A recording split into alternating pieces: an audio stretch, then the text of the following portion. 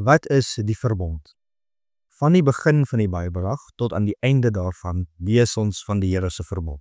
Die verbond van die Here is waar die Here homself aan sy volk bekend maak. Hy openbaar homself, maar ook die verbond van die Here is waar hy sy volk aan homself verbind of sy volk aan homself vasmaak.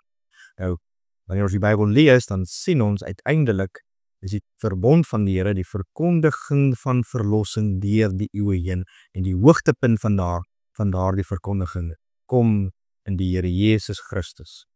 Hy is die toppunt daarvan, hy is die vervulling daarvan. Christus is die hoof van die Here se verbond. Hy is die middelaar en die waarborg van die verbond. En dit is deur sy bloed wat dit verseël word. Ons lees dit in Lukas 22 vers 20. In hom word al God se beloftes bevestig en deur geloof in hom ontvang ons vergifnis, versoening en die waarborg van die ewige lewe.